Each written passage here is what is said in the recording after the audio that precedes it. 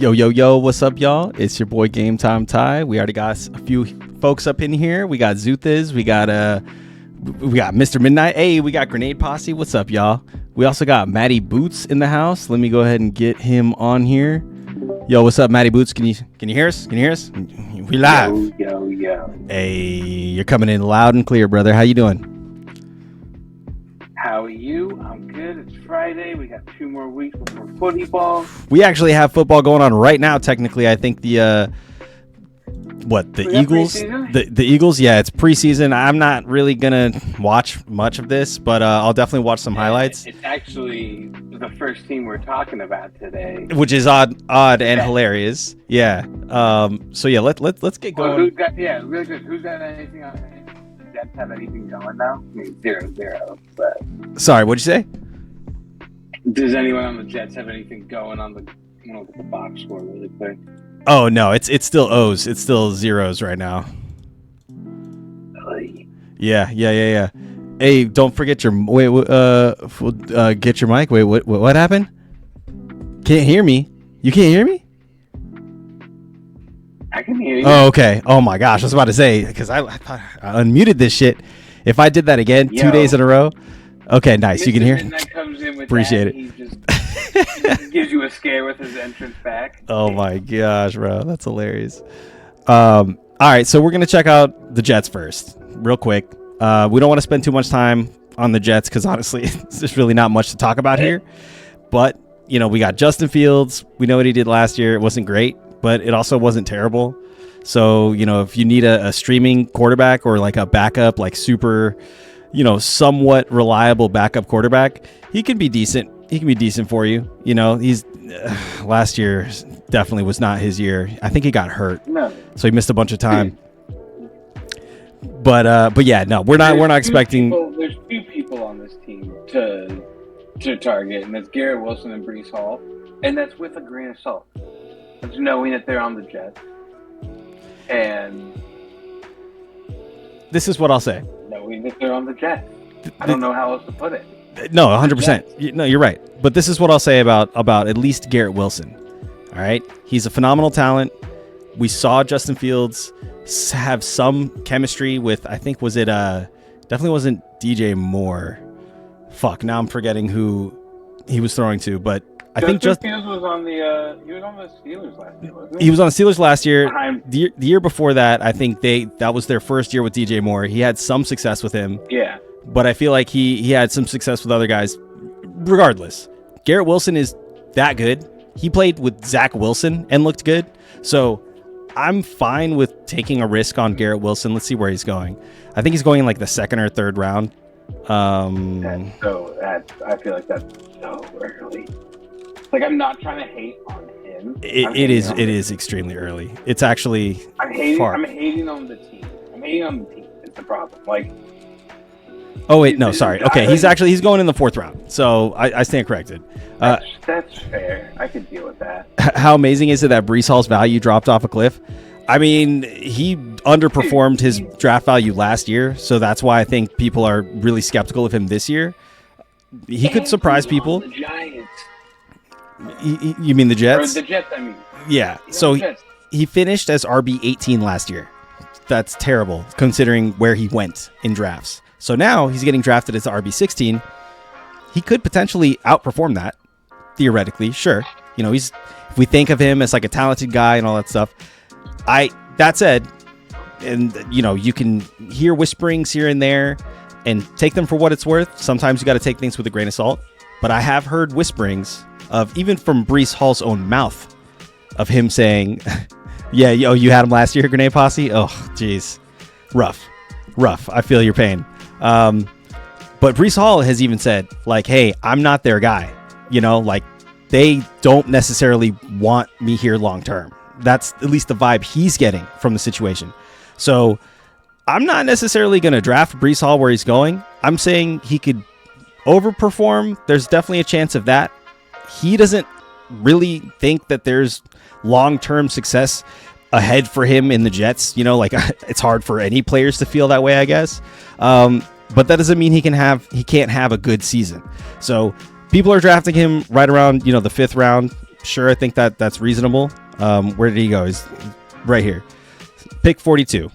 So, fifth round, end of the fourth round, maybe, if someone's going to reach for him. I'd probably pick somebody else up over him in this area, probably like Chuba. I definitely would pick up Alvin Kamara, just from PPR value. We talked about him a little bit yesterday. And then, probably not Travion Henderson. We'll get into him as well today in the depth chart. But I don't know. Like, I'm not sold on Breece Hall. I'm not sold on the Jets. I'm fading them no matter what. It seems, there's not a lot of guys I want from this team. So maybe Garrett Wilson. But again, he's going up here in the, early fourth round. So mid fourth round rather. So it's like, pick your poison with the Jets. You're getting them at a discount. And I think it's just because it's the Jets. It's name brand discount, right? It's the off brand. They're just that, the General Mills or whatever, the off brand fucking cereal brand is. Like, you don't necessarily want them. They're the great value, smart and final Walmart. Exactly. So, I think that's where we're going to leave it, honestly, with the Jets. Can I say this about Justin Fields, though? Is I feel like he's Sure. going to be another notch in the Jets' quarterback belt. I mean, if we're being honest, okay, he's going out. He's actually getting drafted as the QB 12, which is honestly a little bit of a surprise to me. Sure, he's got like some decent weapons. You could say Breece Hall, Garrett Wilson. He still has Lazard there, right? Josh Reynolds has shown flashes of like downfield ability. So it's not like they have scrubs. Like, I've actually seen worse starting receiver lineups. I think we looked at the Raiders yesterday. Their shit is way worse than this scenario, right? Like, at least they got no one to throw, dude. They have like nobody.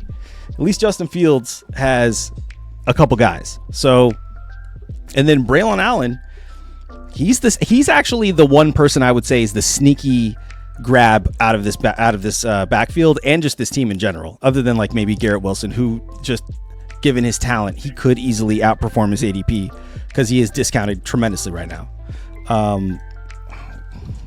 I need to look for Braylon Allen. He's going here at the RB 43. So this is like round 13, 14. You're talking about, you're just filling up bench spots. Snag Braylon Allen. Just throw him on your bench. You know what I mean? Like, he's someone who got worked in last year when Breece Hall got hurt. And let's see what his game log is when he actually did have some good attempts. So here he had 12 attempts for 32 yards and a touchdown. Not amazing, but at least that seems like a decent floor if he's getting that workload. And then here, his big breakout game, I guess, week 2, 17.6 fantasy points, 7 attempts, 33 yards, a touchdown. He also ended up getting 4 targets, only caught 2 of them though, but did get a touchdown through the air. So Braylon Allen, just could be a sneaky guy. If Breece Hall is telling us that he's getting the impression that he's not the future, well, who's supposed to be the future if it's not this guy, Braylon Allen, who was a rookie last year, and he had some decent flashes, I would say. So, if you want to get a little bit of depth, it's definitely a stasher pick, but he's definitely not the worst stasher you could grab.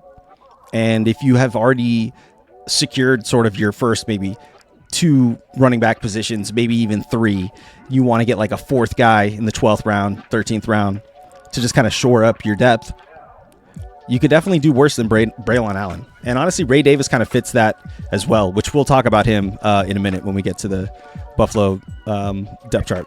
But anything else to add on the Jets before we just move on from these guys? Because they're just making me depressed. Nothing to add to the Jets. All right, cool. New England Patriots. Almost as gross, but a little bit more, I guess, inspiring than the Jets are. You know what I mean? Yo, what's up, Rasha? Hey, TGIF, let's go. It's Friday. We made it. We're back. Football's almost back. We got preseason football going on right now. It's 3-0 right now. Philly's up. They got a field goal somehow. That's pretty cool. But yeah, dude, feeling good, man. Happy Friday. Thanks for joining us, Rasha. Appreciate you, man. But anyways, we're talking about the New England Patriots. We got Drake May as the quarterback. Where's Drake May going in drafts? I know people are still actually pretty high on Drake May. So look at this. So QB 15, obviously backup QB territory.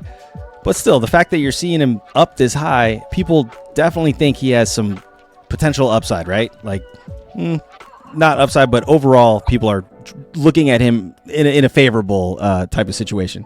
Yeah, the Pats are slowly turning their terrible ship around, unfortunately, LOL. Yeah, true. I mean, they're recovering from sort of the Belichick void that, really, I think, again, took a lot of time to sort of patch up and figure out. And now that they're gaining some momentum, I mean, a guy like Drake May, he has shown flashes. Last year, he finished as the QB 22, so not great. But if we look at his game log, there were some moments, especially down the stretch, it looked like, where he was putting up some decent, fantasy value, like 20.4 fantasy points here in week 13. That game, he only threw for 238 yards, but he ends up rushing for like quite a bit, actually. If we look at his rushing yards right here, 5 carries for 59 yards, 5 carries for 26 yards here. Okay, he had 8 carries for 95 yards in week 9 against, who was that, Tennessee? He had a 17.7 point fantasy game. So I understand why Drake May is like getting sort of looked at in this way. But if I'm looking at Jared Goff, who in my mind is much more consistent than a Drake May is, he did have some down weeks, but it's more consistent. You can see it pops off the screen. Like you can see these numbers here, right? Slow start to the season, but once he got going, 15 points, 26 points, 25 points after the bye, 18 points, 15 points there. So, and then he had a little downturn for a couple weeks, tough matchups, but then back up to 34 points. And so, and then he finishes with a pretty decent showing at the end of the year. So Jared Goff, again, is somebody who, if he's down here near Drake May, like I'm not going to go for Drake May. I'm going to go for Jared Goff. Then again, I am a Jared Goff fan, and I will not hide that fact. I think he's hilarious and awesome. But yeah, no, he's also a phenomenally undervalued fantasy quarterback, I'll say. Every year, he's going down here in like the 10th, 11th, 12th round. And every season, he finishes in like the top 10. Last year, QB 6. Like, what are we talking about? He's going as the QB 16? That's crazy to me. Even if he has a little regression, I don't think he's finishing out of the top 12. Personally. So, you're getting value on him as well down here. And I know we're talking about Drake May, but it turned into the Jared Goff conversation. But yeah, that's my Drake May take. I mean, it's a fair take. Yeah. All right. Well, but see, like, again, I avoid the Patriots too, like the plague. Like, I don't draft anyone from that team. Like, Ramondre's the only one. But like. But he let you down last year too, man. He was letting people down big time. He finished as the RB25. He was drafted as like the RB10 or something. Yeah, he's the only one I drafted on New England, and like definitely let me down. Yeah, I mean, this is just not consistent enough for you. If you're drafting him as like the RB1, RB2 on your team, you can't have weeks like 3.3, 8.9 even is kind of low, 7.7, 2.5. He's getting consistent weeks 0.3 points week 3. That's insane. And I don't think he was even hurt there. He just didn't. I guess they just got completely dumpstered. But I mean, they were trash last year. Remember? Yeah. They were absolute garbage. They were, no doubt. And also, here's I guess the one thing that everyone's talking about, like if you watch any like Sports Center in the morning or whatever, is that they got who is it? Matt McFlurry, what's his name? They got their offensive coordinator back. Got like you. The guy that was under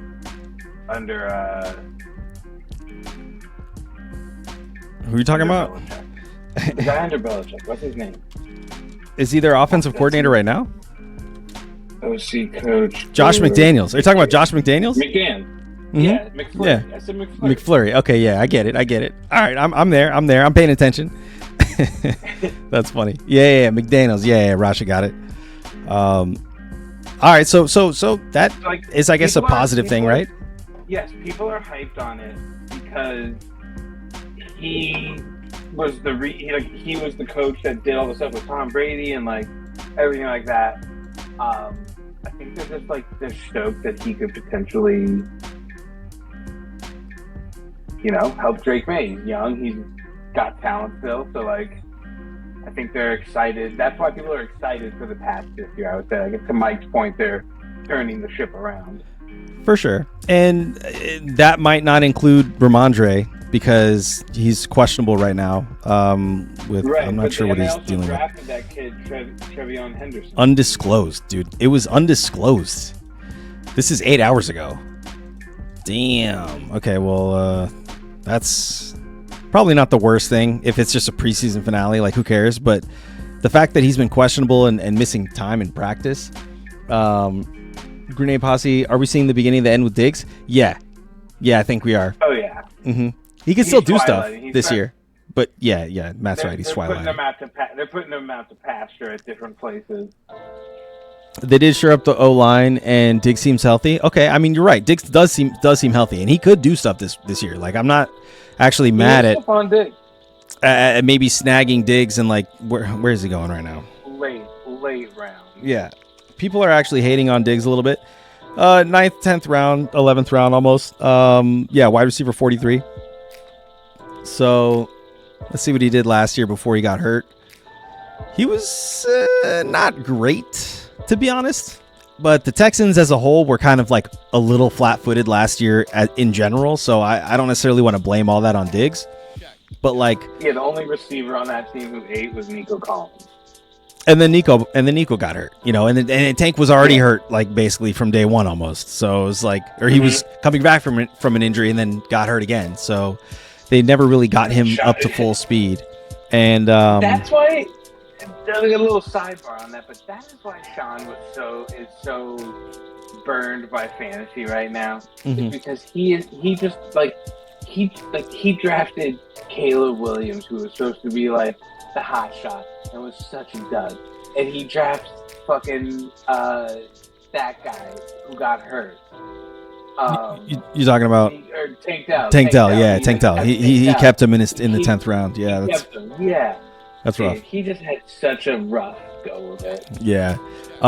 He got traded midseason, right? I don't know if Diggs got traded midseason last year. I think that he got acquired by the Texans during the offseason, if I'm not mistaken. But then obviously this year he got picked up by the Patriots here. So I think he's had a full year with the Texans after he left Minnesota, or maybe I'm thinking of 2 full years. Now I'm tripping. When did he leave Minnesota? Sorry. I'm tripping. He was on the Bills for like 2 to 3 years or some shit. So yeah, I think the Bills did trade him in the middle of that year 2 years ago, and then he started off last year with the Texans potentially. I don't know. Now I'm confused. But regardless, he's on the Patriots. I think he could do some decent things this year. Like, I'm not expecting a lot, and not a lot of people are, because he's going again all the way down here in round 10, 11, 12. But when he has his games, he gets targeted a bunch, and he'll definitely in PPR formats be a decent flex. So I'm not mad at stashing him on your bench to be like a rainy day flex when you got a guy on a bye, and it's basically just you need to plug and play somebody. So he'll be probably largely matchup dependent as well, because just the Drake May factor, the Patriots in general, depending on how they look offensively. But again, definitely in a pinch, decent plug and play guy. So for depth, not mad at putting him on your team. If I'm being honest and I'm looking around in this sort of landscape, I'm probably going to target some other guys instead. Like we talked about it yesterday, Evan Ingram, getting him down here, he has pretty good upside. So this is a nice, area to snag a guy like Evan Ingram if you punted on tight ends earlier, which I tend to do. So I'm probably not going to need a guy like Stephon Diggs because I'll have plenty of depth for wide receiver anyways, and I'll aim for a guy like Evan Ingram or even Jared Goff. But if we're talking about wide receivers, other guys around this area are, where are they? Khalil Shakir. No, I'm probably going to grab Diggs over him. Chris Godwin, he's hurt right now. I'm probably grabbing Diggs over him, to be honest. Excuse me. Josh Downs, yeah, down here. I'm not even looking at it because at this point, Diggs is definitely a higher caliber than all these guys. Even on sort of like the downside Patriots vibe, right? Like even the Patriots are on the uptick, sure, but it's still like a downgrade, from his last situation, which was CJ as opposed to Mr. Stroud as opposed to Drake May. So, but that's honestly my take on Stephon Diggs. What do you think, man? Do you feel differently? Do you feel the same? Like, how do you feel about that? If 10th round, if I'm looking and he's around, 100%. But I also I saw some names around that time that I would probably pick up before him, like Quinshon Judkins and right, yeah. If you're going running backs, yeah. Just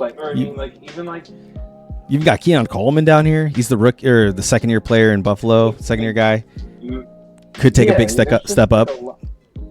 So there's a lot there. I mean, I don't dislike Diggs, but I do think he's just twilighting. I don't want that. I mean, I could be wrong this year. He could have the year of his life, but I just don't see it. And when you're getting tossed around from team to team, and this is the team that picked you up, I just don't foresee any kind of success.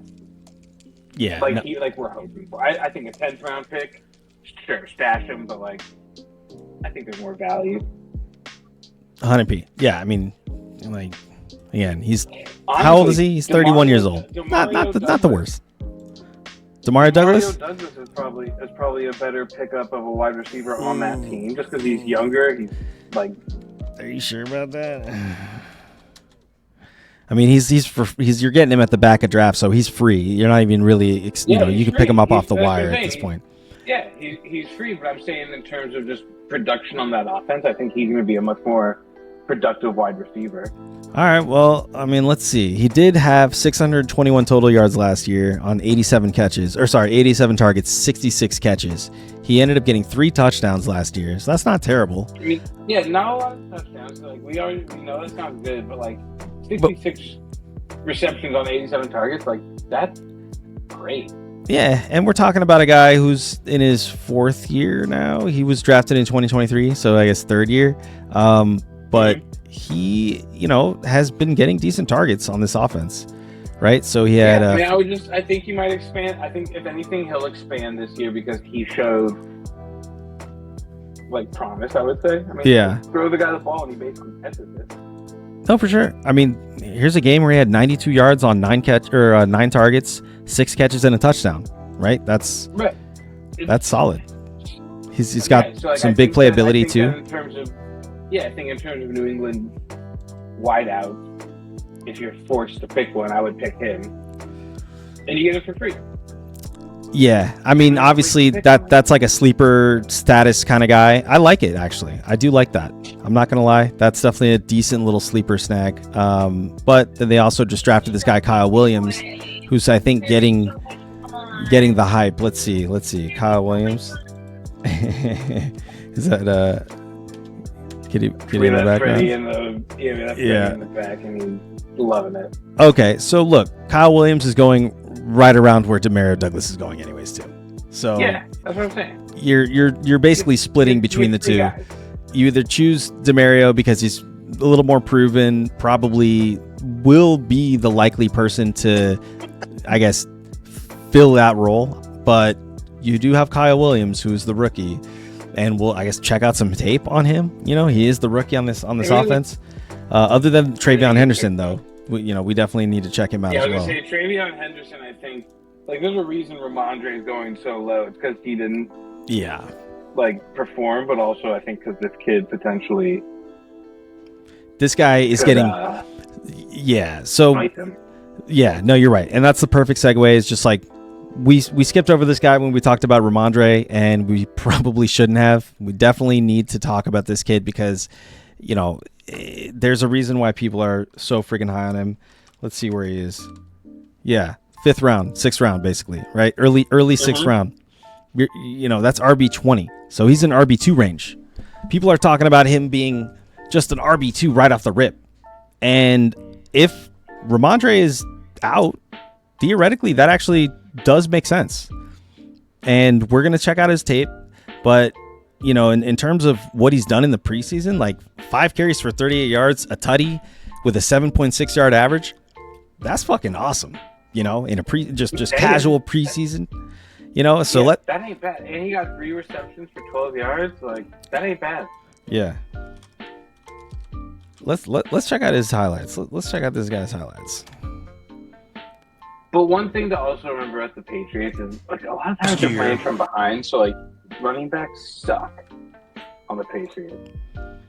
Yeah, exactly. So we're going to have to see, and this is, just what we do here, is we like to look at film from rookies' college days, and we do the eye test, the simple eye test. If we see a couple plays of him catching passes out of the backfield, that reassures us that we might see that from him in the NFL. Obviously, it's not a guarantee, but at least it is a nice thing to see, because if he does end up being sort of like a 3-down back, which they might do, right? If Ramondre's hurt, once Ramondre's back, I think it'll be more of a split.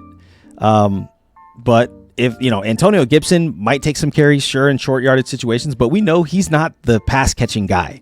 So Travion Henderson could have that PPR value, right? Like, this offense will dump off to their running back. Like, I'm sure of it, because they just will have to by necessity, right? So honestly, that's a little caveat to just keep in mind when we're watching this film. If we see some pass catching from him, that might change how I feel about it a little bit, right? It might reassure me. Looks good though. How big is he? How big is this guy? 5'10". 5'10", 202. Okay, not bad. He's got a little bit of power. I do think they would give this short yardage stuff to Antonio Gibson, though. Unfortunately, that is potentially an issue. We'll see. But that kind of stuff, like 10, 15 yards out, it's like 2nd and 5 or something like that. They just want to do a little handoff, and he can just go bust it free and take it to the house. Damn, dude. Who are they playing? I barely even saw an effort to tackle this guy. Marshall. Yeah, they're not going to try to tackle him. Ooh, stiff arm. Damn, it's still Marshall. It's still Marshall. Oh, man. Shit. No disrespect to Marshall. I know we got some folks. If this is the Marshall I'm thinking about, if this is Marshall, Texas, then I feel bad talking shit, because we definitely got family in Marshall. We got family in Marshall. You know what I'm saying? We love Marshall. But man, that was the best tackling. All right, Michigan State. Yeah. No, they're definitely solid. Let's see. Okay, I haven't seen any pass catching though. Oof. I've not seen a single pass caught here, but that was nasty. Is he gone? What's his 40? Travion Henderson 40 time. 4.43. Okay, he's fast. He's definitely fast. I mean, you gotta be if you're that size. We talked about that. Oh shit. Okay, there's that catch. There's that pass. All right, Penn State. There's that pass. State. This is a good team. Penn State's a good team. Cuts it inside, keeps those nice. High, like great run outside. Beautiful block by 75. That's he looks good. He's getting some pretty big holes. Like, these holes are ginormous, but he's doing a lot with them. He's getting into the secondary and breaking past.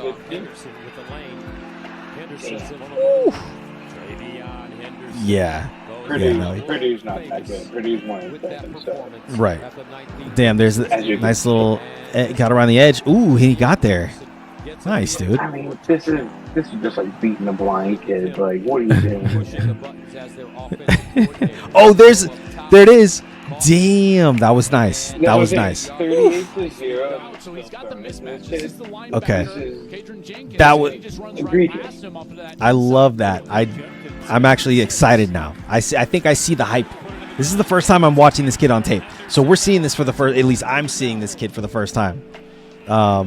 We're just saying something. I've like really done not a terrible lot of research this season. I've been fiercely busy, and so that's why I'm getting started so late.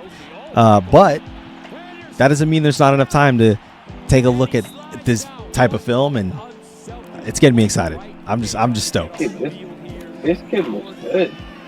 He does look good. Another pass. So he just does this frequently, I think. And these are like the big like highlights that he's getting with these plays.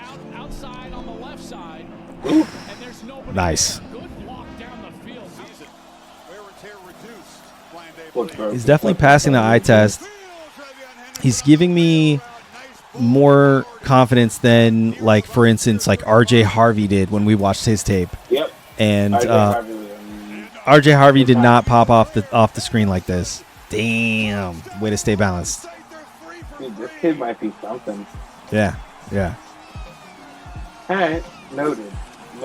Right. So I think he passes with flying colors the eye test, He but passes the eye test. But again, my problem with the Patriots is when you're playing from behind all the time. right. He is a pass catching running back, so that is nice. That is nice. But, If he has good again, pass protection, he can stay on the field. That'll be yeah. Crucial for him. All right. So Travion Henderson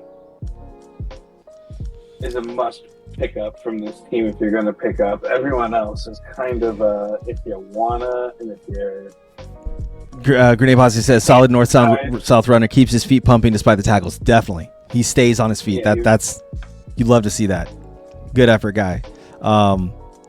Okay, but the problem here is he's going rather high, and frankly, for me, like if I'm picking up a guy in this round, right? This is end of 5th round, 6th round. You're probably going to want to, unless you've picked up 2 solid starting running backs already, like you're probably going to want him to be in your flex at minimum, right? So you need him to at least be performing right off the bat. Now, that said, like obviously he has that opportunity if Ramondre doesn't come back in time for week 1, then you can feel confident and comfortable snagging and playing Travion Henderson early on in the season. So it just depends. We'll see. I'm going to look up real quick what's going on with Ramondre, if we can get any sort of update on him, because honestly, this is like a little concerning why he's just completely missing shit. Okay, so he didn't play from undisclosed. He's been managing his unspecified injury that isn't viewed as significant. It's a non-contact jersey. BMC. Oh, he sported a non-contact jersey. Okay, in his final practice of the season. Thank you. Or this week rather, and he added in clarity that in regard will arrive no later than the Patriots' first official practice injury report. Okay, so we're gonna get some clarity at some point, and it'll be when they have to give their first injury practice report. But as the coming season approaches, Stevenson is yet to reprise his key role in a backfield that also includes dynamic 2025 second-rounder Travion Henderson, along with fellow returnee Antonio Gibson. Though Henderson remains the upside play from a fantasy standpoint and figures to cut into Stevenson's volume this year, there should be enough touches in an offense that could lean towards the run for both players to carry weekly fantasy lineup utility. I don't believe that last part. I do believe that Henderson will take more carries out of this backfield probably, but I don't believe that this is going to be a sustainable backfield for 2 fantasy running backs. Yeah, you probably will see, and I was saying this about Antonio Gibson because he's kind of a bigger back, but Ramondre will for sure get, just based off of, I guess, trust that he has in the team, those red zone looks probably early on in the season if he's healthy, right? Like, so if this particular injury that it's undisclosed, it's non-football related, he's just not practicing and not playing, he's managing himself maybe for the beginning of the season, he's healthy coming into the season, right? That means Travion Henderson, as much catches as, passes that he's catching, he's probably still not going to get those goal line looks as long as Ramondre is there and healthy, right? Like there's no reason for me to think that if they're first and goal right on the goal line that they're just going to not hand it to Ramondre Stevenson. That said, they could get shifty, be like in a shotgun package, do a little draw action with Henderson. He can, kind of break a guy, shift, juke a guy in the backfield and run into end zone. Sure, I could see something like that happening. But I think if we're talking about like sort of those power rush plays, I don't know if they're going to do that with Travion. I would have to see it first. So that's my hesitancy on him. If Ramondre's healthy, that's the only thing, right? He's going pretty high. Again, you're probably going to want him to perform and produce for you like early on. And if he's not doing that right off the rip, you're going to feel a little bad about getting him this high. I will say, if you want to go running back heavy and you've already grabbed like 3 running backs and you're like, I'm going to fucking grab Travion Henderson because I don't even need him to start for me right off the bat, but I know he's going to be a stud later on in the year, fine. Totally. I actually would do something like that. That said, just know that that's the strategy then, if you're going to draft that way. So, hey, that's my take on Travion Henderson. Take it or leave it. What do you think, Matt? It's fair. No, it's fair. Man, cool. I like him. The kid looked good. Hell yeah, bro. No, he looked great.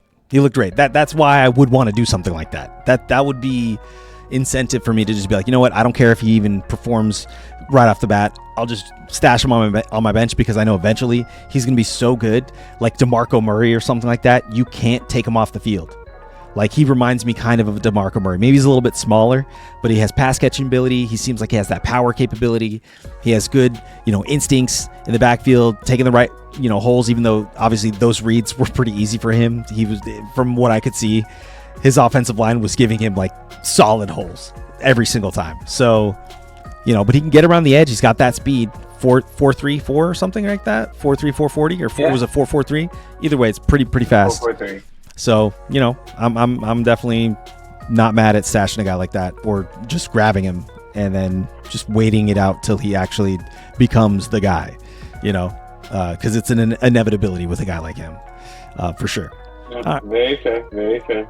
All right, well, Hunter Henry's the tight end here. We'll just wrap it up before we move on to the next team. We talked about the wide receivers a little bit. Hunter Henry's down here in like the 15th round. You're not going to pick him up probably. Like, he's definitely just like a flyer you throw on your bench, or if you punt it on, tight end, you probably just snag him off the wire or throw him on his 14th round just to be a guy. He might do stuff for you. Let's see. He finished as the tight end 15 last year, so that's not like the worst. That's actually serviceable in some instances, right? There are some weeks where he had double-digit points, but tight end is such a wasteland that you're probably going to be streaming anyways, and he's probably going to be one of those guys that you're going to stream. Like week 1, if you see this performance week 1 from him, you're probably going to drop him, right? You're not going to hold on him after a 2-point performance. So, and even though the next week he almost had 11 points, but the next 3 weeks he barely cracked 3 points, and then another 10-point week, 9-point week. So it's like that. You're going to expect that from him probably more this year. And yeah. That's the definition of a streaming tight end. It's a matchup-based situation, right? Some of those were probably predictable. Maybe some of those situations weren't. But you're not really stoked about grabbing a guy like that anyways. And remember my what was it last year or 2 years ago, my theory of just following any team that was playing the Panthers? Yeah. Sometimes there are situations like that where a team is just so bad against the tight end that it's just like you play the tight end against that team no matter what every week. Yeah, I was streaming defenses that were playing the Panthers. There will be a team like that this year. Yeah, that's don't you worry. Like I streamed defenses, and like when they were playing, and then I wound up with the Chargers for a while, but like. I was streaming it for like 3 or 4 weeks straight. Yeah, no, pretty good play. That's nice. That's nice. Hell yeah. Okay. Yeah, well, get on them. Let's get to. The Dolphins haven't changed at all either, and they didn't. They got. You know what the biggest change was? They fucking got a 32-year-old goddamn tight end. Like, why? He is 32. You're right. You're not wrong. And Yeah. he didn't even. Old as shit. You can't even look at his 2024 stats because I guess he didn't play last year. So no, he retired. I'm pretty sure. Yeah, did he? I actually didn't even. For some reason, I blocked that from my memory. But yeah, so he's back, and they think they can revive a guy named Darren Waller here in Miami, and maybe, just maybe, it is true about the humidity and the heat in Miami being good for those old achy bones. And that's why there's so many retirees that go out there. But we'll see. We'll see. Tyreek is old too. Tyreek's 31. He's getting up there. Hopefully, he didn't have a season last year. He was hurt. True. Tua was hurt. And he's not practicing as it stands now. Tyreek Hill is not practicing with an oblique injury. This is just a little concerning. I know. I feel like ESPN did him dirty on that thumbnail picture of him. What, really? That neck looks like that's not ESPN's fault, man. That's the NFL. That's him. That's his official NFL photo. Yeah, I think that's a little dirty. His neck isn't no neck. He got a neck. Right. No, his neck is that thick, man. I don't know what to tell you. If you've seen that guy in look every picture, his neck is just thick. That's a thick ass neck, man. Look at that shit. Yeah, man, he is. Damn. All right, but no, I wanted to look at news here. So Tyreek Hill is out. So okay, he's still out as of yesterday, and basically, let's see. I want to see if there's any kind of positive here. Are they reassuring us? Overall, there's residual gain on the road, but that's assuming that we continue progression when he's not there. Okay, so this isn't if he's hurt. Where is he? Wait. Vikings trade for Tyreek Hill? No. Is this fucking fake? Despite being media headlines for much of the offseason, it's... Wait, what? Oh, okay. Tyreek Hill trade proposal to the Vikings. Oh, my gosh. Yeah, McDaniels is in the hot seat. I know that was probably from a while ago. My bad for just seeing it now. But you're right. McDaniels is definitely in the hot seat. That's a good point to mention about the Patriots. Sorry. No, you're talking about Josh McDaniels. Is his name Josh? No, his name's fucking Mike. I know there's a Mike McDaniels and a Josh McDaniel. Right? Mike McDaniel. Mike McDaniel is the coach of the fucking... Why am I tripping on this right now? Of the Vikings. He's the coach of the Vikings. Mike McDaniel is the head... McDaniel. No. Okay, yeah. Mike McDaniel is the head coach of the Miami Dolphins. I'm tripping right now. Yeah. Okay. So Josh McDaniels is the coach of... I think that was supposed to be an apostrophe F, McDaniel is in the hot seat. Yes. So McDaniels is... okay, you're talking about the Dolphins head coach. Okay, so you're talking about Mike McDaniel. I would say Josh McDaniels is probably in the hot seat too, but yes, Mike McDaniel is 100% in the hot seat because he has not had great seasons this last season at least, this last year. So I think they probably have at least one more bad year before he's completely just okay, you're probably going to get fired, or at least you have one half of a season left. But he has at least one full year left, I think, before they would do something like that. So we'll see what he does this year with this squad. This injury situation with Tyreek Hill's oblique, I haven't been able to find really any... I don't know, Matt, do you see any headlines here? Let me just do Tyreek Hill oblique. It's like a phantom injury or some shit. That it's doing this so that when he gets traded. Right. He just magically is better. Okay, well, this is just 2 days ago, and it's basically just he's been on and off the field with a oblique injury. He's been out more than in practice, and that should remain the case until regular season begins. The Dolphins understandably prefer to rest Hill with the aim of having him close to full health for the games that count. Okay, so I think that's a reasonable take. That's not jumping the gun. It is obviously an older player. Maintenance is necessary. You don't want to overdo it too fast. That said, Tyreek Hill has been injury prone in the past. Where is he going in drafts? I know he's slipped a lot. He slipped a lot. He's going in the early 4th round, right? In 10-team leagues, he's going as a wide receiver 14. This is in full PPR format. That's wild. So I am not stoked even about this position. Wild. It is a little wild for sure. But I personally wouldn't even take him this high. I'm so surprised that Tua is still playing. It is pretty high. That's what I mean. Like Tua takes one. Like, dude, if Tua literally takes one more concussion, he's done forever. Like I would. Like there's no way you come back. Yeah, it's like not another teen movie where that kid just is taking so many concussions and he's like, the doctor said I got like 2 or 3 left. It's like, man, you are so like risking it. It's just I know. So he takes one bad injury, the season is ruined for any. I mean, I had Jalen Waddle last year. When Tua was in and he was healthy, great. You know, when Tua got knocked out and then it was the other guy, I can't even remember who was throwing to him. It was dog shit. And Tyreek, same thing. Like, well, they have Zach Wilson now. And Tyreek didn't pop off. Right. So I don't think Tyreek has ever been drafted as a wide receiver 2. Could be value if he bounces back. You're not wrong. I think Rosh is right with that. He's a wide receiver. Like, I mean, I'm looking at ESPN right now. And it's like he's safe as a wide receiver 2 with upside, and like I think that's what the best. Like, don't draft him as your number 1 guy. Like, he's like a 2 or a flex if you can get him, and that's great. He'll probably have a really hot start to the year. I would not be surprised in the slightest if let's see what their schedule is real quick.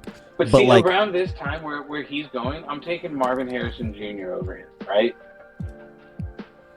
You're taking Marvin Harrison. You're taking Marvin Harrison Jr. down here over Tyreek Hill.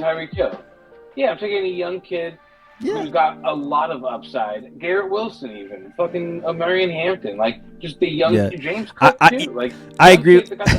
I'm with Mike. I don't know if I would do that, to be honest, Matt. Miami's already looking at one of 4 QBs from Cleveland. That's probably true. Hey, I would actually love to see Shedeur in this offense. Can we just fantasize for a quick sec? Imagine if like. It's desperate, obviously. Tua maybe, and I'm not saying he should go down or anything, but like maybe like Tua is showing signs of like, hey guys, maybe you should plan for if any, just in case, right? And they're like, you know what, we're gonna go ahead and get Shedeur. Shedeur comes in to this offense, dude, with the weapons that they have. Waddle just looks incredible, probably. You know, Tyreek, if he has himself a season where he's healthy and inspired to play, not that he's not inspired to play under like Tua, but like, I think that just like completely, changes the dynamic of this entire franchise personally. But that might be a little too like crazy for some folks. Marvin's first year was already bad despite the small sample size. Yeah. True. So hold on. Here's my argument to Mike on that one. Is that he got his sophomore slump out of a year out of the way, his freshman year. Is that like... He hit his sophomore slump as a rookie. Dude, everyone was so hyped on him, and I think he's going to come back strong. Dude, you could see that. Yeah, I'm saying, I think he's like someone who's going to have a year. Just like he's young. A lot of hype went into him coming in. It was unfortunate that he didn't live up to it. But I think he took it in stride, and he worked his ass off. And, dude, I mean, I don't know. Again, like I agree with Mike that Tyreek Hill is not a bad pick. But at the same time, it's just Tyreek's upside is based on his quarterback not getting injured. And his quarterback cannot not get injured. Well, how about this? I'll float this to you, okay? Kyler's always healthy. Kyler was healthy every game last year. I'll float this. Well, but I'll give it that they gotta get better. Black Ops 7 is coming out this year, bro. You can't tell me you're not worried just a little bit about. No, I'm not worried at all. You can't tell me just. Black Ops 6 was a letdown, so he's not happy about the franchise. Well, that's why there's so much pressure on Black Ops 7, bro. He's gonna he's gonna buy into the hype. Maybe I don't fucking know. Anyways, we'll talk about those guys when we get into their depth chart. But let's see. We got. Shedeur is the truth, Ross. I agree with you. Yeah. Shedeur is definitely the truth. Are the Miami over old man Flacco? Definitely. Well, we'll see. Are the Miami backup QBs better this year if Tua goes down? No, man. We looked at it. It's Quinn Ewers. It's bad. It's bad. That's why we're fantasizing about this Shedeur scenario. Somehow, maybe Miami gets desperate enough to fucking trade, for Shedeur. Mike actually, or Grenade Posse, was actually the one who fucking brought that up. That would be sick. Yeah, or at least who brought up that they would be interested in the in one of their quarterbacks. I do not see Harrison's value, just not of a reek. Yeah, no, I don't know. Bro, it's all about Battlefield 6. Dude, I should actually probably play. I've been hearing so much about Battlefield 6 and like a lot of good things, like nothing bad. All the gameplay I've watched of Battlefield 6 has been fucking pretty sick too. So yeah, I think it might be time to get back into Battlefield. I honestly haven't played since like 1942 or whatever that Battlefield was. Like fucking, this is like talking about like 2007 era or some shit like that. So it's been a minute since I've actually played. But yeah, no, it's a good one. All right, well, Jalen Waddle. Let's see where he's going. We barely talked about him. So that was the Tyreek take. Let's see what Waddle's about. He's down here in the 7th round. Wide receiver 30. It's dependent on Tua's health. That's the story here, right? Like Matt said it. When Tua's healthy, Waddle has great games. When Tua's not, Waddle's not really doing much. But at the same time, I don't think Tua was hurt this entire year last year, and Waddle did not have a great year. He had he struggled. Tua came back like week 9 or 10. Yeah, I mean, even then, like we're talking about 5.6 points, 5.6 points, 3.7. He struggled. He struggled hard last year. So, yeah, their beta just ended and it was solid. Oh, nice. Last year Miami wasn't firing all cylinders, maybe, you know? True. No, last year was a down year for Miami, no doubt. I'm just worried about.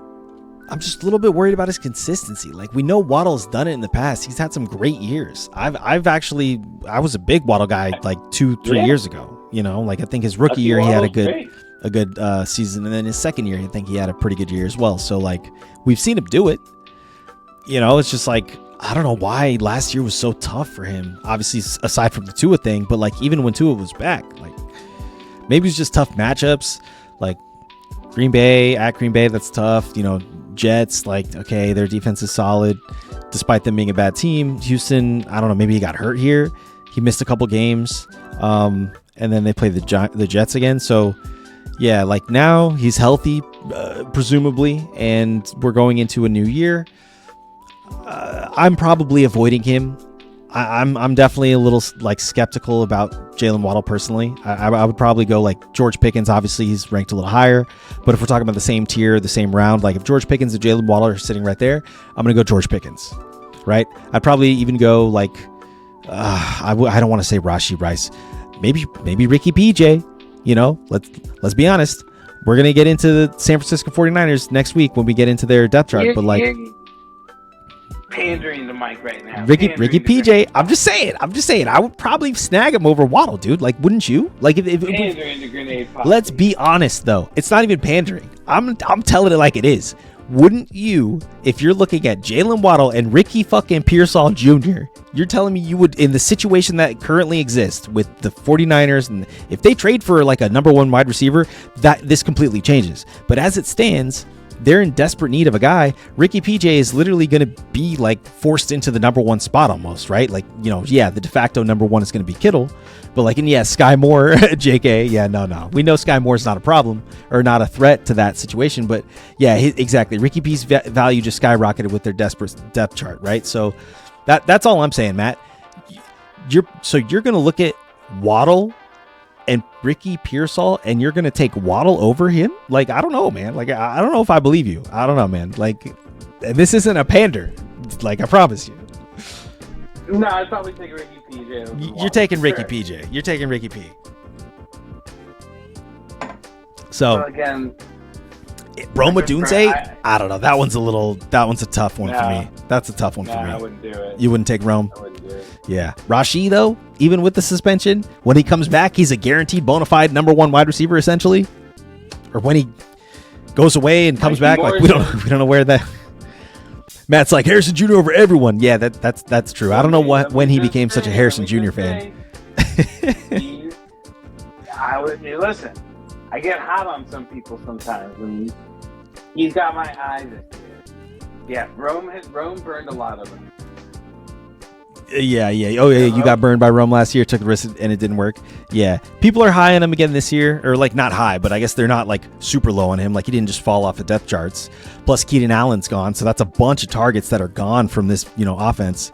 That said, like I don't want to get into that situation yet because we'll talk about them when we go over their depth charts. But like, I see why Rome Odunze is in this vicinity. Like I know why people haven't just like abandoned him entirely, despite his like mediocre year last year, right?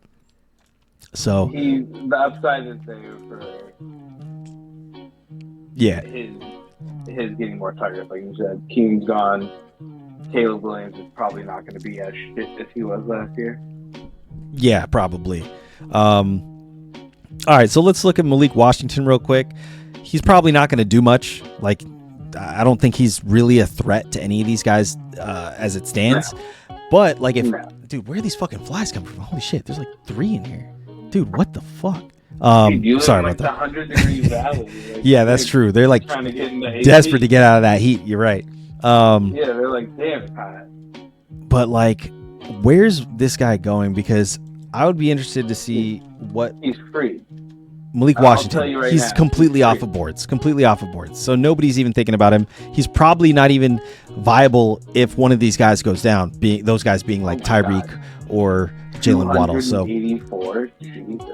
Yeah. So like we're obviously like not even gonna look at this guy.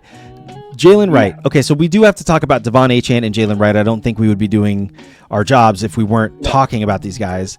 And personally, like with this weird calf thing that's popping up with Devon Achane, I'm a little worried about just in general the way this offense is going to look, because if he's not part of this offense, like that's going to be a pretty big hit. Like he's such an explosive guy that the threat that he imposes just by being on the field, defenses have to play differently. This whole team is kind of built like that, right? Like Tyreek, you have to do that. Jalen Waddle, probably less to a degree, but like Devon Achane, they have that type of speed where you have to account for it, because if he breaks through that secondary and there's nobody back there, well, guess what? That's a fucking touchdown. So if he's not available for them, defenses could probably play a little, looser, or like play a little closer to the line of scrimmage. Maybe they can blitz more. Like, I'm not sure what that's going to mean, like schematically, but as far as what his value holds here, I know people are still looking at him like he's in the first round or second round. Sorry. Early third round, end of second round, RB9 off the board. We're talking guys like Bucky Irving, who's around him. Josh Jacobs goes right before him. But then you look at Kyron Williams, Chase Brown, in terms of running backs. James Cook is down here.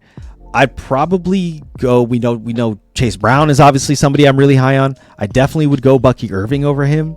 If we're talking about maybe James Cook, we'll talk about him. I could make a case for why you would pick up James Cook over Devon Achane. And it actually might not even be that hard of a case to make. But based off these rankings, I'll make a strong case why you should avoid anyone from Buffalo this year. Oh, interesting. I'd like to hear this, actually, but save it. But I'm interested in what that take is, though, Matt. You should know what it is already. Maybe. But here, RB9 last year, despite missing, a couple games. Actually, no, he didn't really even miss a couple games. He just had a couple bad games. But he played all 17, basically 18, 17 games last year, right? He played up until week 18. He had a great week 18, even though it really didn't help anybody.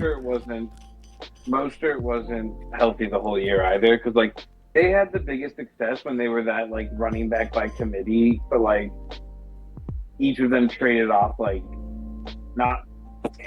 traded off downs basically. Yeah, like one of them would get like all 4, and then the next person would go, and like they would get their time to do it. He was basically solo last year, if I remember correctly, because Mostert was hurt a lot. You're right. Mostert was dealing with injuries, and I don't even know if he finished the year on that team. But as far as the vibes in Miami, Rosh is right. They don't feel good right now. There's weird shit going on with Tyreek. I think like his vibes have been off the past couple of years. Definitely Mike McDaniel feels like he's maybe just tensing up a little bit. Things are more tense. He's not as loose and as like charismatic as he used to be. Even though that said, I haven't really seen him in like conference meetings or anything like that, interviews so far this year at all. So, but just the vibes do feel like this year Miami is a little different, and especially with the injuries that are cropping up with their running backs. I know Jalen Wright, who is someone. So just to finish up on Achane, he's going a little too high for me. If he drops to like the bottom of the third round, maybe early fourth round, which sounds crazy, I doubt he would, then I would probably grab him. But as it stands, I'm not looking to grab him. I'm probably going to get somebody else around that area, right? And that's just kind of my thoughts on him. I'm not going to be, judgmental if someone does pick him up in this sort of range and feels like they, just because of his talent and everything we've seen him do. Last year, he had a great year, finished as the RB9.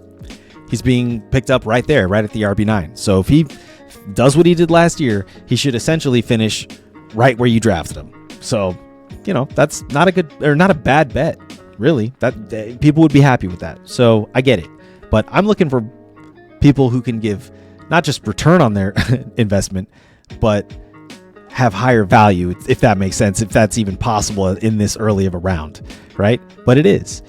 Bucky Irving, he's going right there. He finished as RB17 last year. Dude, he's finishing as like a top 6 RB. And I know that Rasha likes the sound of that because in our league, in our main league, he gets to keep Mr. Bucky Irving in the 10th fucking round. That's pretty tight. Fuck. That's pretty tight, Yeah, he had some down games, but when he had the full workload, 25 snaps or 25 carries, 152 rushing yards, a touchdown. He had a 24.5 point game that week. Next time he gets plus 15 plus carries, he goes for 117 rushing yards. Doesn't get the touchdown, but still 117 rushing yards. That's great. Averages 7.8. Next week he gets 15 plus at Dallas for 16 carries, 68 rushing yards and a touchdown. Like, that's not bad. You're definitely happy with that performance. So if he starts doing this, and he came on really hard last year, towards the end of the last year, like, he had one down game out of the last 7 weeks. He had one bad game. Every other game, he was 11 plus points. So I think that's my case for Bucky Irving, but like, I'm also just trying to make a case against Devon Achane and using him as an example. Yeah. To Mike's point, Rachaad White was the starter in the beginning of the year. That's right. Rachaad White was the starter at the beginning of the year. Yep. You think it was a lot of dump offs with backup? Backup QBs. You're right. It was mostly dump offs. Miami last year with the backup QBs. Rachaad White is hurt, dude. It's crazy. Rachaad White probably doesn't actually have that job anymore. Like, he's hurt. Yeah, he's technically on the depth chart. We'll take a look at it when we get there. But like, it's not looking good for him. It's Bucky time. So I'm a Bucky believer. That's all I'll say. What else about Miami, dude? Nothing really. We talked about. I guess we'll talk a little bit about Darren Waller. What do you need to talk about Darren Waller for? He's 32. No crap. Maybe Jalen Wright, even though he's going for free at the end of drafts, and he's also hurt. Yeah. So all these guys are free. Yeah, he's the backup to Achane, obviously. But let's see what his status is, because if it's like a big shit. He limps off the field with a serious looking limp. He exits Thursday's practice. Sudden injury just turned the Dolphins RB competition upside down. Jalen Wright's injury could shake up. Okay, so while these injuries are disappointing, Jalen Wright, second-year running back, finally lived up to the hype. Okay, on Thursday, Wright went down with an injury during joint practice with the Jags. He was able to walk off the field slowly, but had to go into the medical tent for further evaluation. This is especially disappointing because Wright was largely squandered his opportunities to separate himself in Miami's first 2 preseason games. On 13 carries this preseason, he has mustered just 16 yards and caught no passes or made an impact on special teams. So he was kind of trending down anyways, Jalen Wright. So now that he's hurt, I think it's like, obviously Achane is solidified. So if Achane can get healthy, it's like there's no worry at all that Jalen Wright would even get like looks in any kind of significant way that would make you afraid on a week-to-week basis that like value is going to get siphoned away from him, away from Achane. So that's a positive in Achane's direction. I will say that. So but other than that, like Achane, like I can't even see here. Let's look at what the Achane injury is. Devon Achane. Just to be, do our diligence here. So it's a calf injury. So this was 4 days ago. Let's just see what Yahoo Sports says about this. Dolphins are withholding Devon Achane from action due to a strained calf. The explosive, versatile back has typically been considered a fantasy draft pick at the end of round 1 and the beginning of round 2. Given the importance of leg health for running backs, fantasy drafters might give pause. Did AI write this fucking, obvious? Dude, there's no way this is a human who wrote this. No disrespect to, large language models or anything like that. Should they be overly concerned? Read on to see whether we should target or avoid Achane in upcoming drafts. I don't know. Let's see. Achane's handcuffs. Jalen Wright, Ollie Gordon. Jalen Wright has experience in the system. No, he's hurt. We just talked about him. Ollie Gordon, though, has been doing pretty well in preseason. He's their rookie. Ollie Gordon. Damn, okay, let's see. Maybe we have to watch some tape on Ollie. Sixth round guy. The third RB may be better than Wright. Oh, shit. That's okay. Nice, Raja. Okay, so Ollie Gordon. Let's check him out. All right, so 18 carries this preseason, 83 yards and a tutty. And 4.6 average. Okay. And 48 receiving yards on 3 catches. Where do you see that? Oh, yeah, you're right. Damn, right here. Shit. But he did have a fumble, though. He's a rookie. Yeah. I mean, hopefully they give him, the benefit of the doubt there. But, hey, let's check out his, just a little bit of his rookie tape, I guess. Ollie Gordon, the third, or... Ollie Gordon highlights. Let me get them highlights, dog. Been given the time in this first.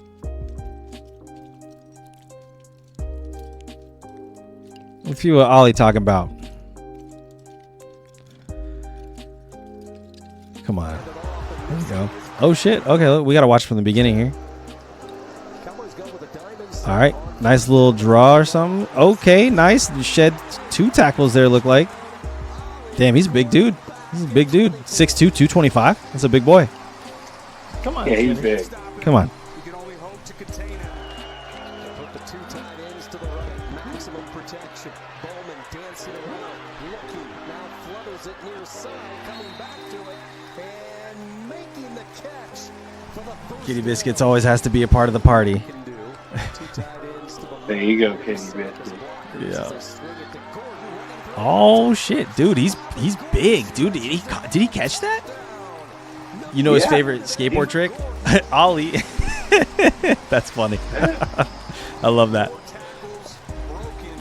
He looks good, actually. I'm not going to lie. He was on OSU? Oklahoma State? Yeah. No, Oregon State. No, Oklahoma. What are you talking about? Oklahoma. Yeah, Okies. Who's the Okies? Are they the Okies? Damn. Took out his own blocker.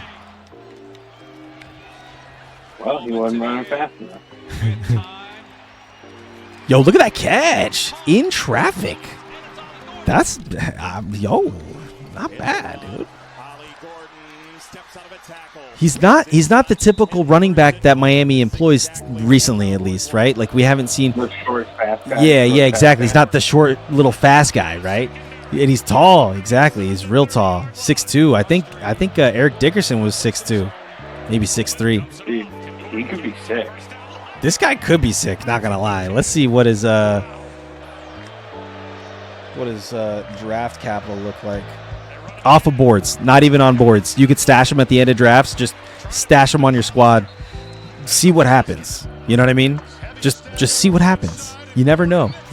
Anything could happen in the game of fantasy football. Look at this. I mean, let's see what's his 40. He looks kind of fast to be that big, right? 40 time. What's his 40 time? It's hard to type with a cat on your lap. 4.61. He's a little slower. I mean, that's still fast though. Like, yeah, Miami has track stars, tall like Latavius Murray. Yeah, true, huh? Latavius was pretty big and tall. Look at this. Hurdles a dude. So, Dude, this guy might be a fucking dasher. I mean, I'm loving what I'm seeing right now, and I'm surprised that people have not actually been hyping him up more. Maybe it's just because of the Achane thing. People are just like giving this job to Achane, but like, if anything happens to Achane, I'm just saying, like, if he can't start the season this year for whatever reason, because he's like, you know, and Jalen Wright can't either, because they're both dealing with injuries, like, this kid technically just fall into a job and then be like, I'm just saying this. Do not let him make it to the week 1 waiver wires. Just don't be that guy. Don't be that person, right? Have him on your team before something happens. You do not want to be scrambling to the waiver wire to try and scoop this guy up. I guarantee you he's going to be that kind of guy. I'm just saying, like, from what I'm seeing in the situation that's just kind of unfolding in Miami, now I could be wrong. I could be wrong. And week 1 could come and go and he doesn't do anything because Achane's healthy and whatever. But then just drop him. But just, do you want to be the person who, like, has to scramble to the waiver wire week 2 after this guy pops off week 1 because he just had to? I don't know. I'd rather have him on my team than, you know. It's got to be a fight to have him on the team, that's for sure. Oh, really? Are you going to reach for him, Matt? He's literally off of draft boards. You can pick him up for free, dude. I'm not reaching. Rank 207. I mean, you can pick him up in your last pick, I guess, right? Yeah, I got it. Depends on where you are in that last pick. Oh, it depends. It depends. Well, you know I'm snagging him in like the 10th round, dude, so. He's like, if you want to play this game, you must reach. As our commissioner, I have to just ignore half of what you say, Ty. LOL, JK. Nah, don't worry. I'm being facetious. It's hard. Yeah, don't worry. You should. I hope it's obvious when I'm like joking about stuff, but I'm being serious a little bit about this guy. Like, don't walk away from drafts with this guy. Like, you know, it doesn't have to be our draft because he might be gone already. But if you're in another draft, okay, and you see him on, you know, the draft board still, and it's your last pick, might as well just go snag him. You know what I mean? That's all I'm saying. Just you'd rather have him and not need him than need him and not have him. How about that? You know? That's for sure. That's crazy. I just foresee, like, if Miami, because like you said, Grenade Posse, yeah, drafts with 12 teams or more. You're right. But like you said, Grenade Posse, the heat's on Mike McDaniel this year to perform, right? So he has to scheme his way into wins, or at least into close games. And their running back is going to be a big part of that. He loves his run game, right? His schemes, and if this kid can stay on the field and, you know, has good pass protection, can get the playbook, right, and learn the system, because that's also a big part of it, then this kid looks good just on tape. Like, what I'm seeing on tape is good. Yeah, exactly. His tape looks impressive, like Ray Davis last year. Okay, so we have to temper our expectations because we always get revved up in the tape in the film room, right?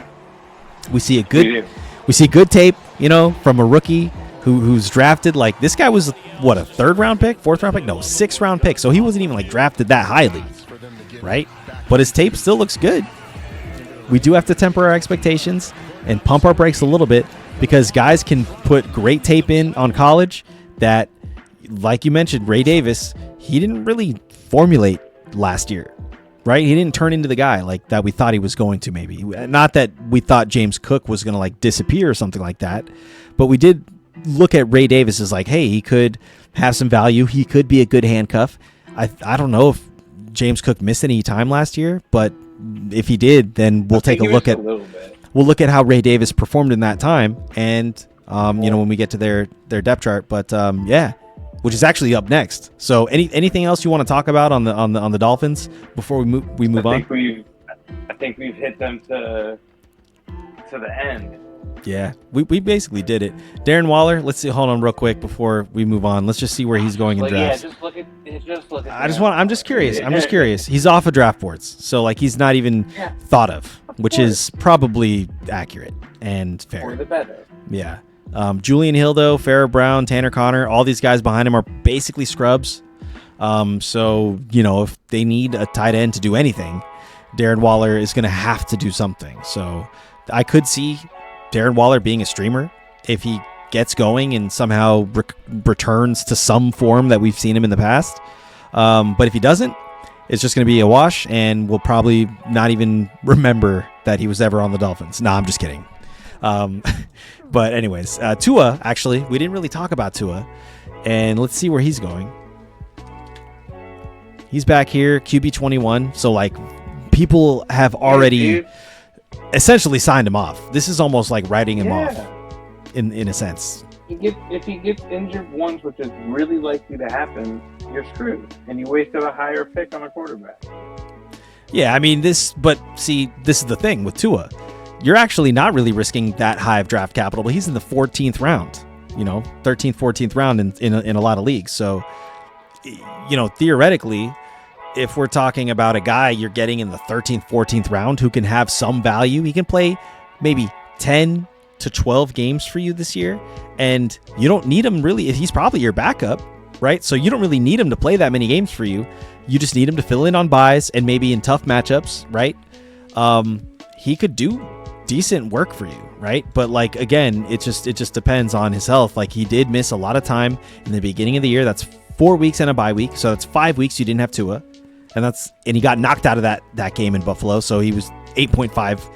He only had 25 attempts. Actually, did he get knocked out of that game? I'm assuming he did, because he missed the next fucking 5 games or whatever. Yeah, I think that's the one where he slid late and got cracked. Yeah. And then he came back, did 14.7, 17.5. He had a down week against the Rams, 9 points. And then he had a nice 4-week stretch for 23.5, 28.2, or 28.5, 25.2, 23.5 points. 4 straight weeks of pretty great performances, right? And then the next 2 weeks are tough matchups. I get it. And then he didn't play the last 2 weeks for whatever reason. But like, I guess my point is, you're getting him essentially for free, and he's a decent backup in a pinch. If you need him, you know that if the situation calls for it, because you can always just drop him and pick up a guy off the waiver wire. But if the situation calls for it, he could get you like QB1 numbers in certain scenarios, I guess, right?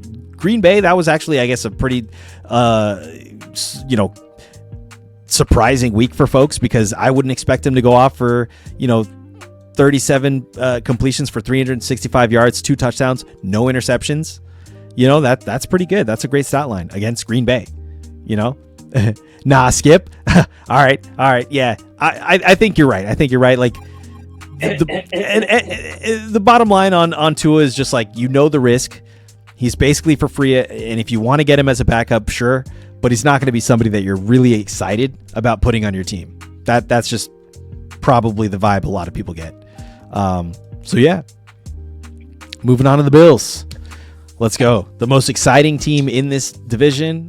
Still somehow, despite them having like basically scrubs for wide receivers, even though like I'm not going to call all these guys scrubs, they could definitely come alive this year. But Shakir didn't really show us anything last year. Keon Coleman didn't have the best rookie year, and Josh Palmer came over from, what was he on, the Chargers before this? So yeah, like, and we saw him kind of have good moments, right? He had a decent year, I want to say, last year. He had okay moments, but he was like, he rarely saw the field. He was more of a backup. He came in when people were hurt and that kind of thing. But now he's given an opportunity to be the number 3 guy on this team. James Cook proved me wrong last year. He proved a lot of people wrong last year, myself included, because I was not very high on James Cook, to be honest, as well. But that's actually why, and we can just skip right to James Cook.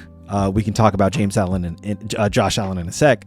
But James Cook, he did a lot of people, he proved a lot of people wrong last year. Like we were saying, like 207 carries, 1,009 yards, 16 touchdowns. That's solid, right? But then he also had pretty good receiving stats. Let's look at it, what he was doing through the air. He had 32 catches, maybe not that great actually. 258 yards, only 2 touchdowns. So I'm actually not sure how he finished as like the RB fucking 7. Let's look at him right now. He finished as the RB7 last year. Now he's being drafted as the RB13. I think that's a little low. I would probably pick him up over some of these other guys we just talked about. Definitely not Chase Brown. I think he's being underdrafted.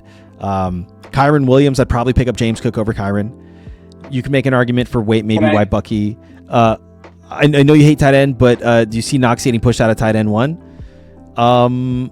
I would see, because honestly, it was actually supposed to be Kincaid's job last year anyways.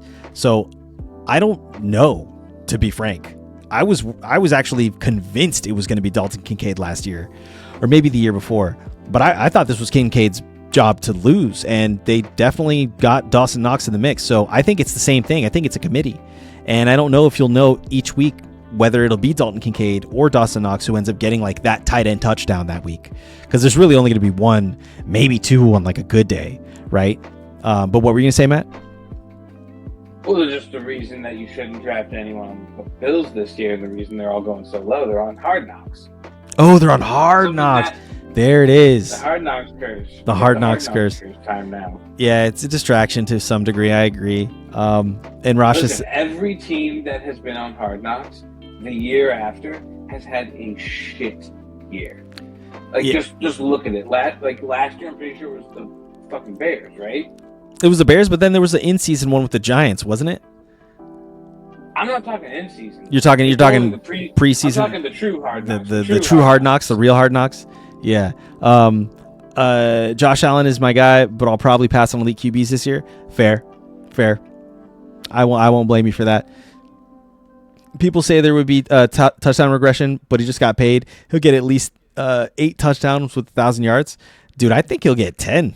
I think he'll get 10 plus. I mean, he got 16 last year. So even with the regression, I still think he can get 10 for you. You know what I mean? Telling you that has avoid the Bills like the plague. That's what you should do. I know what you're saying. I get it. I don't want to like be, a prisoner to like, superstition or anything like that. But I don't either. But like, there is like a quantifiable thing to point out there, though, for sure. I'm not going to give you that. I'm not going to take that away from you. And the Madden curse too is real. Who's on Madden? Who's on the front cover? Saquon Barkley. Oh, it's Sakes. Yeah, it's Sakes. Yeah. That's why I'm avoiding him too this year. Okay. But just with regards to James Cook, like he had some. He just got paid. He's gonna ball out. Exactly. So, but that's not the only reason. The reason why I'm like more, I guess, stable on James Cook this year, and the reason why I think his draft capital is kind of depressed than what it should be, is because again, he finished RB7. Maybe it was his down the stretch games. Week 17, he didn't help you win a week or your championship. He barely got across like his floor, right? But he had some pretty significant weeks the 2 weeks before. So those are both playoff weeks, right? If we're being honest about just like the timing there. And then had only a couple like sub 5-point games, right? Week 4, 4.8 points. Week 9 actually was 6.9 points. And then week 10, he had 9.2 points. So, and then I guess week 14, he had 2.9. So 4 weeks where he did sub 10 points within the regular season and the postseason for fantasy. Like, that's not bad, actually. That's not bad. But Rosh is with you. Rosh is with Matt. Okay, all right. I mean, I don't. Maybe I'm like going out on a limb thinking James Cook is actually a solid pickup where he's going right now. He's a great player, and you're not wrong in anything that you're saying. But it's just out of our hands.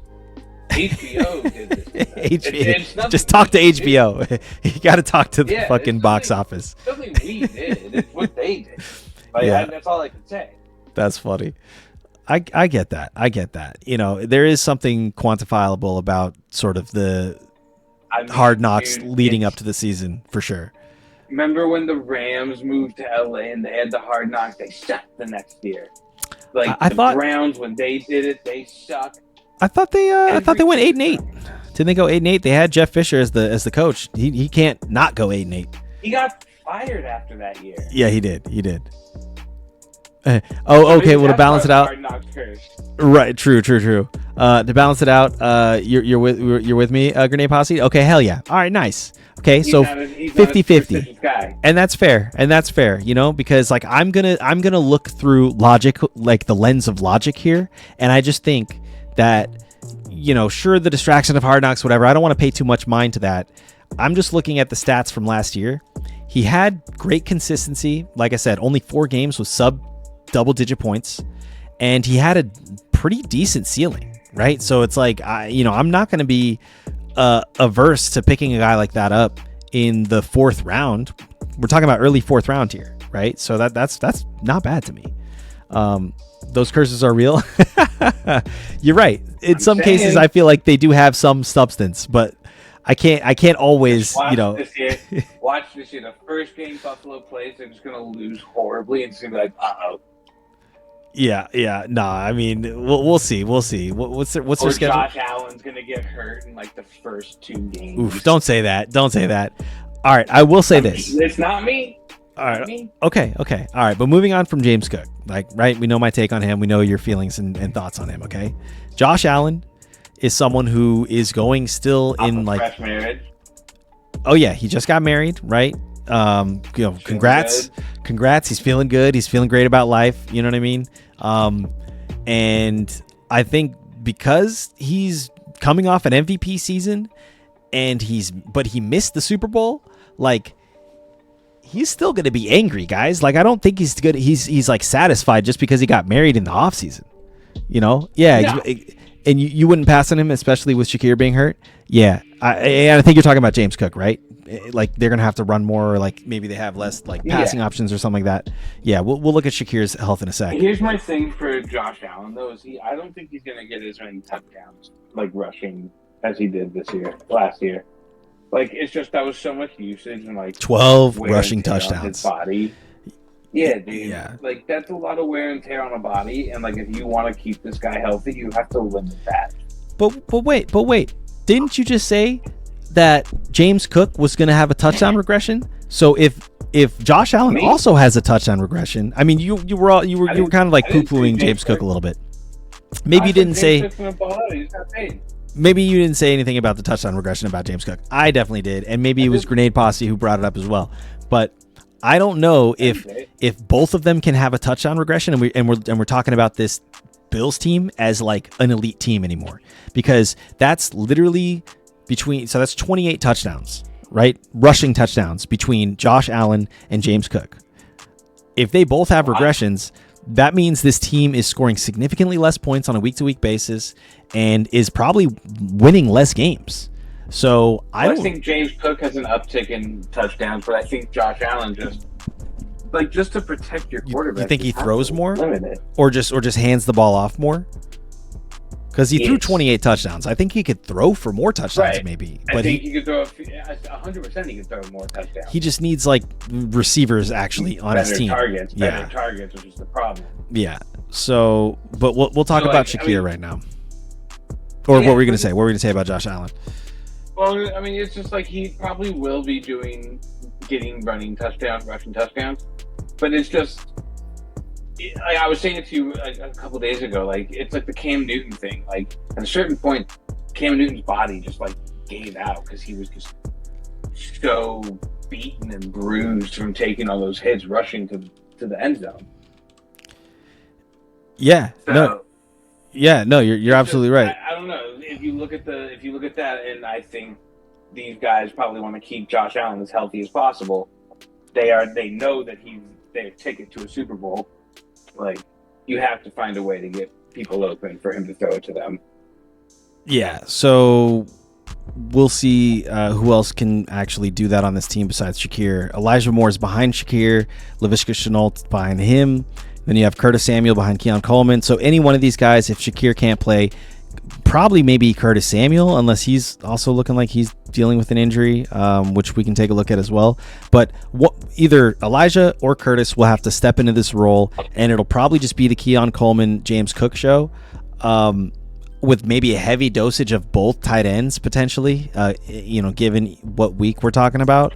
But I could also see Josh Palmer being a sneaky guy in this offense, but you're not obviously picking him up in drafts. I don't think he's even on people's draft boards. Let's look where Josh Palmer's going.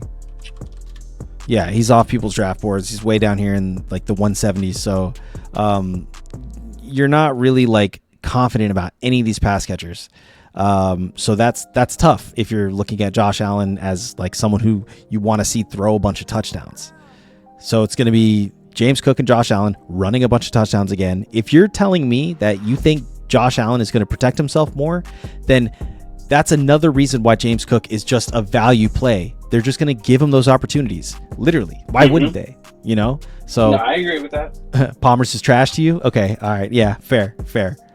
I probably wouldn't pick him up either. I would rather take a shot on Keon Coleman if I'm going to take a pass catcher on this offense, because he's going down here as wide receiver 48, and if he figures it out, if he finished as a wide receiver 60 last year, let's see what his game log looked like. Never really had a breakout game. I guess his highest point total was 13 points, where he had 5 catches on 7 targets for 70 yards and a touchdown. So that was like his big week, right? But if he can put it together, start stacking up these targets a little bit more frequently, get his catch rate up. Obviously, he seems to have pretty decent yardage ratios, right? Like, in this 125-yard game right here versus Tennessee, he had 4 catches for 125 yards. So that's clearly showing some type of, downfield ability or yards after the catch ability, right? So he has the tools there. He just has to put them all together. And so I'm willing to take a chance on an elite team, right? Somebody has to step up and be the wide receiver 1. If we're saying that Josh Allen is the reigning MVP and he's probably going to throw more touchdowns this year, well, somebody's going to have to fucking catch those. And so I'm going to take a chance on Keon Coleman here in the 12th round, it looks like. 12th, 11th round. Pick 116. Wide receiver 48 he's going off the board at. So some people are also kind of looking at him as a potential stasher as well. You're picking him up so late. He's obviously just going to be a depth play, but he has decent upside value. I think I would rather pick him up over these other guys around here. So Cooper Kupp, I'm not super sold on Cooper Kupp. Coleman may have a path. Exactly. That's really kind of where I'm getting at right now. Is like he has a path, and so if he kind of takes advantage of that opportunity, the sky could be the limit with this guy. We saw how Diggs was able to get it going. Not that Coleman is like Diggs. I think they're actually very different archetypes. But still, there's room here for a guy on this offense to get those looks and to potentially, step into a wide receiver 1 role that could be fantasy relevant. That's what we're looking at here, is how fantasy relevant could these guys be. I'm not picking up Josh Downs. I'm telling you that much. I'm not picking up, Chris Godwin. We talked about that. Khalil Shakir is just a few picks above him. I'm probably not picking up Khalil Shakir either, right? We saw last year, he didn't really pan out. Wide receiver 38, he was drafted in like the fucking 4th or 5th round or something like that. Maybe around that range, but didn't really pan out. His highest week, fantasy point wise, was week 14 with 16.6 fantasy points, and he only broke 100 receiving yards twice. Only finished the year with 4 touchdowns. So that's not really wide receiver 1 numbers, right? He didn't even break 1,000 receiving yards. He had 821.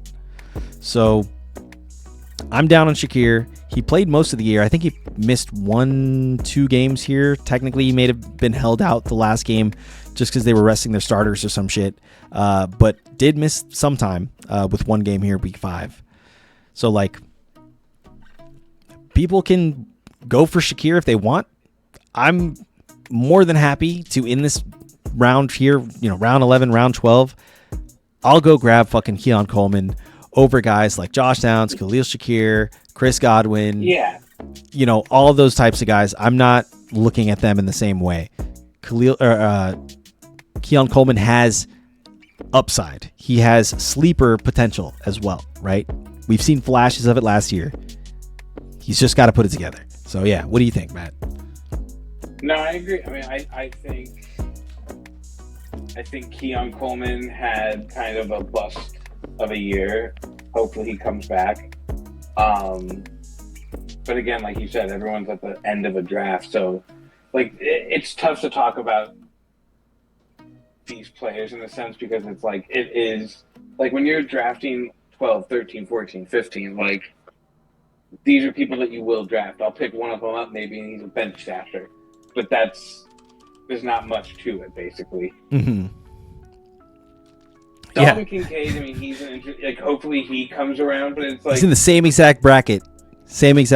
Yeah, I mean, that's what I'm saying. Like, it's just all these guys were such letdowns last year. No one has faith. And, I mean, at the end of the draft, take a gamble on one and see if you have the faith in them. Like, I mean, that's where I'll probably start looking at, tight ends. Dalton Kincaid might end up on my team just because that's where I draft tight ends usually. It's just like this kind of round. Yeah, and like if we just look at his stats, it's not like he's not getting usage. This is what's crazy. Like he'll go, strings of weeks where he goes 5 targets, 7 targets, 6 targets, 7 targets. That's amazing for a tight end. But then you look at the stats and it's like 47 yards, 4.7 points. 5 catches. Actually, what are we doing here? Scoring PPR. I'm tripping. Have we not been looking at PPR this entire time? That's wild if we haven't been. Okay, so no, it's still showing he only got 5 fantasy points here. That's really strange. He should have, if he had 47 yards on 5 catches, that should be 9 points. So I don't know if this scoring is busted, but it says right there, 9.4 on the right. Oh, are you talking about yards per reception? No, that's. Oh, I don't know. Fantasy points right here. Again, all these guys are late round. It's very strange. But okay, but so like his usage is solid though. That's what's crazy about Dalton Kincaid. He didn't feel like a great pick. He finished as tight end 26, but his usage like was there, like 10 that's where Josh Allen targets. See more passing tutties to him. For sure. So if we're talking about Dalton Kincaid as just like this tight end 13 that you're drafting him as, he finished as tight end 26 last year. So you're picking him up actually higher than what he finished as, just for the sheer fact that like they have to throw to somebody. You're right. They have to throw to somebody. He's shown that they throw to him. Okay. So they throw to him. It's just a matter of if they connect or not and whether or not they're connecting in the red zone. And so if we think that if Josh Allen and James Cook are in for touchdown regressions, then maybe Dalton Kincaid is in for a positive regression on the touchdown end of things. I'm not going to assume that, obviously, but there is an interesting conversation to be had there, and I wouldn't be completely against picking Dalton Kincaid up, but I still think this is probably a little too high. I'm looking at other guys around here. I don't even want to pick up a tight end at this point, but he has the potential to, if he does end up becoming like that guy that we thought he could be last year, he could fucking finish as a top 10 tight end easily. Like that's actually something that he should have been able to do already. And the reason why I'm so low on him is because I didn't see it from him. All those targets and no production, that does actually look bad at some point, right? You can't keep doing that, right? Whether it's drops, whether it's just bad targets because you're not like running the right routes or whatever the case may be. Like there's a reason why his catch rate is so poor. And so, if he can clean that up, all those targets look good to me, right? Like that is a thing that you can't ignore. So I will say that. Anything else? No, I think you hit it all on them. Okay, cool. Oh, I did want to check out Dawson Knox real quick because he's a factor. So right? Low. I mean, he's so low on there. I don't even think he's a factor at all. Well, the only reason why I say he's a factor is because like he could come in and just steal a touchdown. I guess he only got 1 touchdown last year. Wow, that's crazy. Why did I think he had more touchdowns last year? Dude. Yeah, he had 311 receiving yards though, 22 receptions. So I don't know. Each game he looked like he was getting a couple catches. I guess it wasn't really. It was maybe one game where he like kind of stole the show a little bit. And then one game where they just gave him the touchdown for some reason in New York. But yeah, I guess I wouldn't really be concerned about Dawson Knox now that I look at his usage and I see and I understand the expectations for Dalton Kincaid.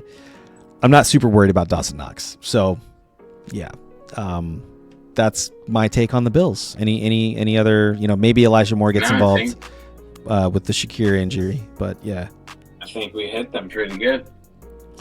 All right, sweet. Real quick on Khalil Shakir. He has a high ankle sprain, and he's going to miss the rest of training camp, but all indications are that he'll be able to play week 1 against the Ravens. So, okay, well, that's at least some comfort for folks who probably were going to go Shakir. I'm still not going to get Shakir, to be honest. Okay, cool. All right, moving on to the next division. Do we have the stamina to do this, Matt? What do you think? Let's check in with the. I was gonna say, should we It's 6:30. Let's Should do- we just hit this on Monday? Yeah, we can hit this on Monday, or if you're down over the weekend, maybe we could try to do it over the weekend. Yeah. I'm down. Let's do it tomorrow. All right. We're gonna call it here then, y'all. But that was the AFC East. We talked about the Jets, the Patriots, the Miami Dolphins, and the Buffalo Bills. Next, we're going to talk about the AFC South. That'll be the last division in the AFC that we go over depth charts for, and then we'll move on to the NFC. We'll probably start with the NFC West, just because we know some folks who are some 49ers fans out here, and then we'll probably move to the NFC South to talk about, or the NFC, East, to talk about Dallas and the boys. The Cowboy fans. Yeah. But that'll be tomorrow, so Saturday, and then Monday is when we will get on to the NFC. So yeah, this was a lot of fun though. Hell yeah. Cool. Well, thank you all so much for tuning in. Thank you, Matt, for jumping on as always, and we'll see y'all next time. Appreciate y'all. Peace. Peace.